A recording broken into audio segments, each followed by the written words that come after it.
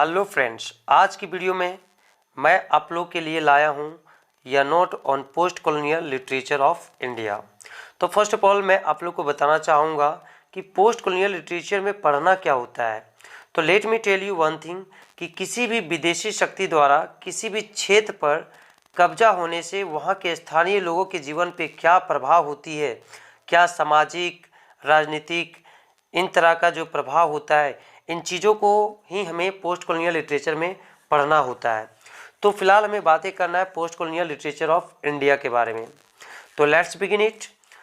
During the post colonial age, Indian English writings has been an important event in Indian English literature. Post colonial age के दौरान Indian English literature में भारतीय English writing एक महत्वपूर्ण घटना रही है। Post colonial writings with its new things and techniques make its presence in the English speaking world। यहाँ पे पोस्ट कॉलोनियल का मतलब हुआ उत्तर औपनिवेशिक। तो उत्तर औपनिवेशिक लेखन अपनी नई चीज़ों और तकनीकों के साथ इंग्लिश स्पीकिंग वर्ल्ड में अपनी उपस्थिति दर्ज करा चुकी है। In the Indian context, Gayatri Chakravarti, Kanchan Ilaiah, Ranjit Guha and others have focused on the subaltern issue in their works। भारतीय संदर्भ में गायत्री चक्रवर्ती, कंचन इलियाहा, रंजित गुहा और अन्य ने अपने कार्यों में निम्न वर्गीय मुद्दे पर ध्यान केंद्रित किए हैं। The literary works of period includes the themes like deprivation, widowhood and widow remarriage। उस काल के साहित्यिक कार्यों में वंचितता, विधवापन और विधवा पुनर्विवाह जैसे विषय शामिल हैं। For the first time it was Bankim Chandra Chattopadhyay who sought to bring the national movement and patriotism in his novel आनंद मठ 1882। बंकिम चंद्र चटर्जी ने पहली बार अपने उपन्यास आनंद मठ जो 1882 में पब्लिश हुआ था, उसमें राष्ट्रीय आंदोलन और देशभक्ति लाने की कोशिश किया था। Later on this movement was followed by Ishwarchand Vidyasagar, Shri Aurobindo Ghosh, आर्यन टैगर एंड अदर्स। और बाद में इस आंदोलन को अन्य लोगों के द्वारा फॉलो किया गया, जैसे कि ईश्वरचंद विद्यासागर, श्री अरविंदो घोष, आर्यन टैगर्स और भी अन्य। टैगर्स गोरा 1910 is also the product of the colonial period in which the reader at the end of the novel wonders whether nationalism is an illusion or a reality। Tiger गोरा भी औपनिवेशिक काल की एक प्रोडक्ट है जिसमें उपन्यास के अंत में रीडर्स आश्चर्य करता है कि राष्ट्रवाद एक भ्रम है या वास्तविकता है।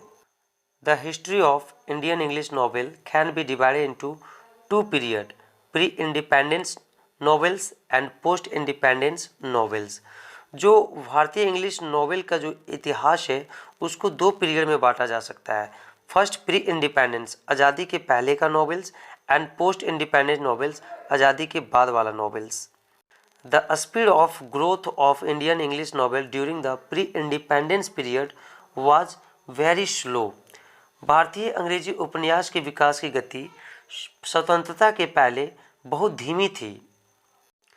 But it started with the publication of Bankim Chandra Chatterjee's novel Rajmohan Wife in 1864। लेकिन इसकी शुरुआत हुई बंकिम चंद्र चटर्जी के नॉवेल राजमोहन वाइफ की पब्लिकेशन के साथ, which was published in 1864। Generally, the novelists of the pre-independence period, including Bankim Chandra, Aryan Tagore, and Raja Rao, wrote under the influence of Gandhian concepts and nationalism।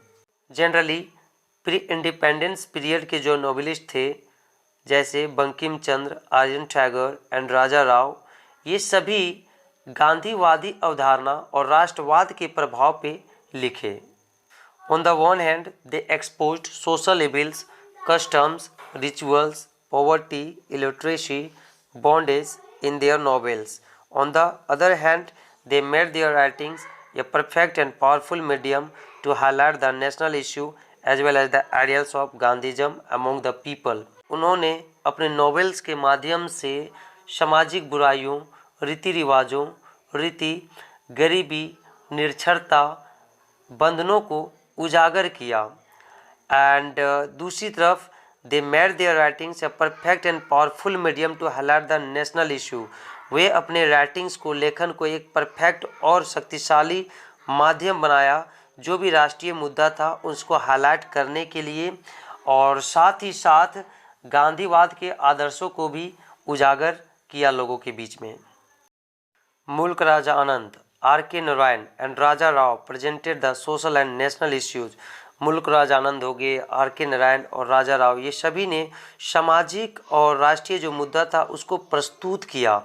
Most of the novels written in the pre independence period focus on the change in the socio political phase, but in the post independence period novels extensively deal with social evils and discrimination such as practices of untouchability, the landless peasants and the problems of industrial labor। परंतु post independence period का जो novel है वो deal करता है सामाजिक बुराइयों को, भेदभाव को, जैसे कि प्रैक्टिसेस ऑफ अनटचेबिलिटी, छुआछूत की जो भावना था, the landless peasants and the problems of industrial labour, औद्योगिक श्रम की जो समस्याएं था, इन चीज़ों को डील करता है। The novelist like Mulk Raj Anand wrote the novels that include Untouchable 1935, means it was published in 1935, Coolie, it was published in 1936, and The Two Leaves and a Bird, published in 1937, The Village, published in 1939। तो ये सब जो novels हैं वो मुल्कराज आनंद के द्वारा लिखा गया था, जिनमें ये सभी चीज़ें, मतलब जो सामाजिक जो बुराइयाँ, डिस्क्रिमिनेशन वगैरह था, इन चीज़ों को वर्णन किया गया है, इन चीज़ों के बारे में बताया गया है। These novels are the best effort of Anand to create social awareness adopting reform measures। ये सभी नॉवेल्स है जो मुल्क राज आनंद का सबसे बेस्ट नॉवेल्स रहा है, जितने भी सुधार उपाय हैं उनमें अडॉप्ट करके उन्होंने सोशल अवेयरनेस को फैलाने का कोशिश किया है इन नॉवेलों के माध्यम से। Later it was followed by G.B. Desani's novel All About H Hatter and Bhabani Bhattacharya's So Many Hungers, in which they stress the need for social reform। बाद में ये चीज़ें G.B. देसानी के नॉवेल्स में अपनाया गया, फॉलो किया गया।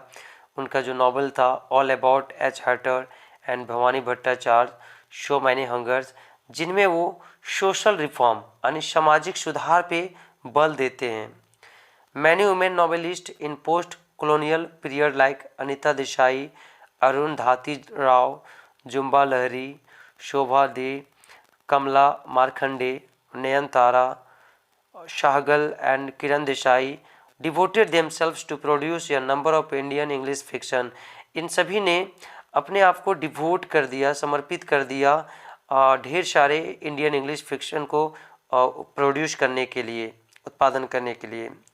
After post independence period A number of talented Indian English writers started appearing on the scene of Indian English writings dealing with the issue of post-colonialism। स्वतंत्रता के बाद की अवधि के बाद कई प्रतिभाशाली इंडियन इंग्लिश राइटर्स उत्तर उपनिवेशवाद के मुद्दे से निपटने वाले इंडियन इंग्लिश राइटिंग्स के स्क्रीन पर दिखाई देने लगे। यानी जब हमारा देश आज़ाद हो गया तो आज़ादी के बाद बहुत सारे इंडियन इंग्लिश राइटर्स प्रकट होना शुरू कर दिए, और जो पोस्ट कॉलोनियलिज्म से जितने भी निपटने वाली जो मुद्दे था उन चीज़ों के बारे में वो लिखना शुरू कर दिए। सो गाइस, ये था post colonial literature of India पे एक नोट। उम्मीद है कि आपको पोस्ट कॉलोनियल लिटरेचर के बारे में समझ में आ गया होगा। अगर हमारा यह वीडियो आपको अच्छा लगा हो तो इस वीडियो को शेयर करें, लाइक करें और चैनल को सब्सक्राइब करें। Thank you very much.